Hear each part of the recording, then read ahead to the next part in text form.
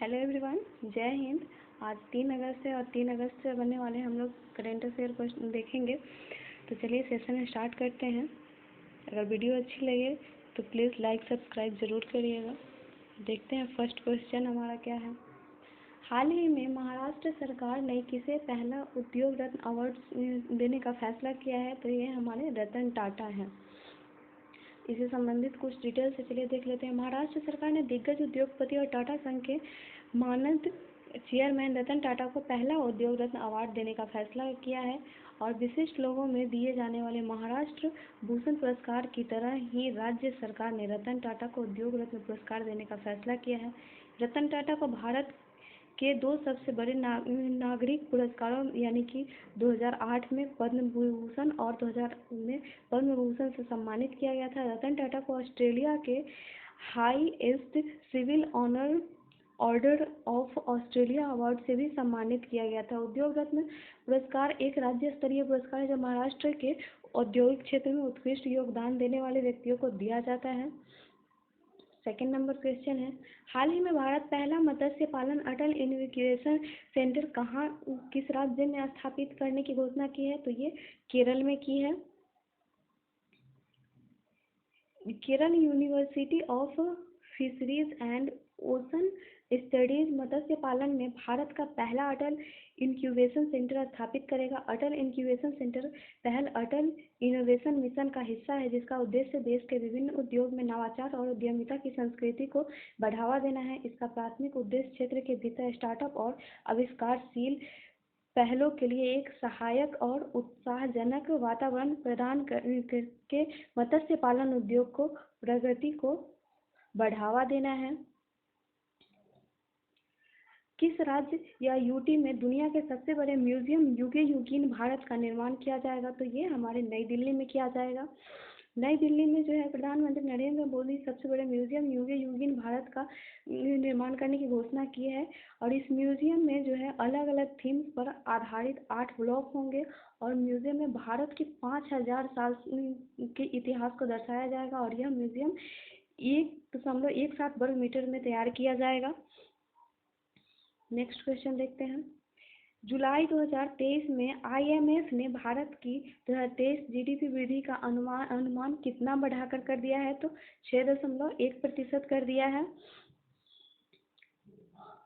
IMF ने भारत की 2023 GDP वृद्धि का अनुमान बढ़ाकर 6.1% कर दिया। अंतर्राष्ट्रीय मुद्रा कोष आईएमएफ ने जुलाई 2023 को 2023 के लिए भारत की सकल घरेलू उत्पाद की वृद्धि के अनुमान को संशोधित कर 6.1% कर दिया है। हालांकि आईएमएफ ने 2024 के लिए विकास दर का अनुमान 6.3% बरकरार रखा है। भारतीय रिजर्व बैंक ने भी वित्त वर्ष 2024 में भारतीय आर्थिक वृद्धि 6.5% रहने की अनुमान लगाया है। आईएमएफ की स्थापना जो है 1945 को मुख्यालय वाशिंगटन डीसी और अध्यक्ष क्रिस्टलिना जॉर्जिया हो जाएंगे। 5 नंबर क्वेश्चन है, जुलाई 2023 में उत्तर प्रदेश सरकार द्वारा डॉक्टरों की सेवानिवृत्ति आयु कितनी बढ़ाकर कर दी गई है? तो ये 65 कर दी गई है। इससे जुड़े हुए कुछ डिटेल्स हैं तो चलिए देखते हैं। उत्तर प्रदेश सरकार डॉक्टरों को सेवानिवृत्ति की आयु बढ़ाकर 65 वर्ष करेगी और उत्तर प्रदेश सरकार डॉक्टरों की कमी को दूर करने के लिए सरकारी डॉक्टरों को सेवानिवृत्ति की उम्र 62 से बढ़ाकर 65 साल का प्रस्ताव पर विचार किया है और जनवरी में सेवानिवृत्ति की आयु 62 से 65 तक बढ़ाने के प्रस्ताव का मूल्यांकन करने के लिए एक पैनल का गठन किया गया था। वर्तमान में राज्य में 19,000 स्वीकृति पदों पर 14,000 डॉक्टर कार्यरत हैं। नेक्स्ट क्वेश्चन देखते हैं हम लोग।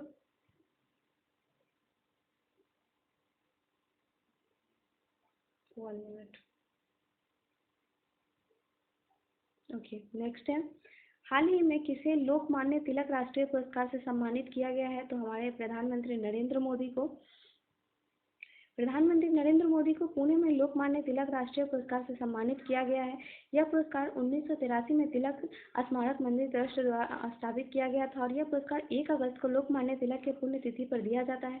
प्रधानमंत्री नरेंद्र मोदी इस पुरस्कार के 41वें प्राप्त करता है और आपको बता दें कि प्रधानमंत्री नरेंद्र मोदी को लता मंगेशकर दीननाथ पुरस्कार भी मिला है। उसके प्रथम प्राप्तकर्ता हमारे प्रधानमंत्री हैं और इस बार जो है लता मंगेशकर दीननाथ पुरस्कार किन्हें दिया जा रहा है? तो आशा भोसले को दिया जा रहा है। ठीक है, आशा भोसले को दिया जाने का फैसला लिया गया है।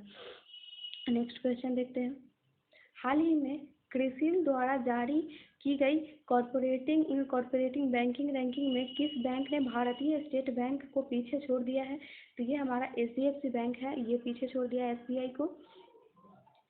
क्रिसिल द्वारा जारी की गई कॉर्पोरेटिंग बैंकिंग रैंकिंग में HDFC बैंक ने भारतीय स्टेट बैंक को SBI को पीछे छोड़ दिया है। क्रिसिल के एक प्रभाग क्रोएलियन ग्रीनविच की रिपोर्ट भारत में कॉर्पोरेटिंग बैंकिंग परिदृश्य में बदलती है और गतिशीलता पर प्रकाश डालती है, जिसमें बड़े निजी और विदेशी बैंक सार्वजनिक क्षेत्र के बैंकों सहित छोटे बैंकों की कीमतों पर लोकप्रियता हासिल कर रही है। नेक्स्ट क्वेश्चन देखते हैं। हाल ही में जारी आंकड़ों के अनुसार लापता महिलाओं की सूची में कौन राज्य शीर्ष स्थान पर है? तो महाराष्ट्र शीर्ष स्थान पे है। महाराष्ट्र में सभी राज्यों में महाराष्ट्र 2021 में से 56,498 की रिपोर्ट की गई संख्या के साथ लापता महिलाओं की सबसे अधिक संख्या के साथ सूची में शीर्ष स्थान पर है। देश में साल 2019 से साल 2021 के बीच यानी 3 साल के भीतर 13,13,000 से ज़्यादा लड़कियां और महिलाएं लापता हैं। लापता महिलाओं की संख्या में के मामले में दूसरे नंबर पर मध्य प्रदेश है, जिसमें से 55,704 मामले दर्ज हुए हैं। और इन मामलों का जो है जांच कौन करता है? तो NCRB है। और इसकी स्थापना जो 11 मार्च 1986 को हुई थी। मुख्यालय दिल्ली और अध्यक्ष विवेक गोगिया हैं। हाल ही में अमेजन इंडिया कहाँ अपने पहले फ्लोटिंग स्टोर का उद्घाटन किया है? तो ये क्या है? श्रीनगर में, श्रीनगर के डल झील पे किया गया है। ठीक है, श्रीनगर कश्मीर में है और इसके डल झील पर फ्लोटिंग स्टोर का उद्घाटन किया गया है। यह पहला ग्राहकों को विश्वसनीय और सुविधाजनक डिलीवरी सेवाएं प्रदान करने के लिए अमेजन इंडिया की प्रतिबद्धता के साथ संरेखित है। साथ ही साथ छोटे व्यवसायों को लाभकारी कमाई के अवसरों को उठाने में सहायक है। यह store company I have space delivery programme का हिस्सा है, जो 2015 में शुरू किया गया था। यह कार्यक्रम जो है उन्हें स्थानीय दुकानदारों को भागीदारों का उपयोग करके दूर के स्थानों के ग्राहकों को पैकेज देने में मदद करती है। नेक्स्ट एंड लास्ट क्वेश्चन है हमारा। हाल ही में वर्ल्ड वाइड वेब दिवस कब मनाया गया? तो ये 1 अगस्त को मनाया गया। www इसका जो है फुल फॉर्म BPSC के एग्जाम में पूछा गया था।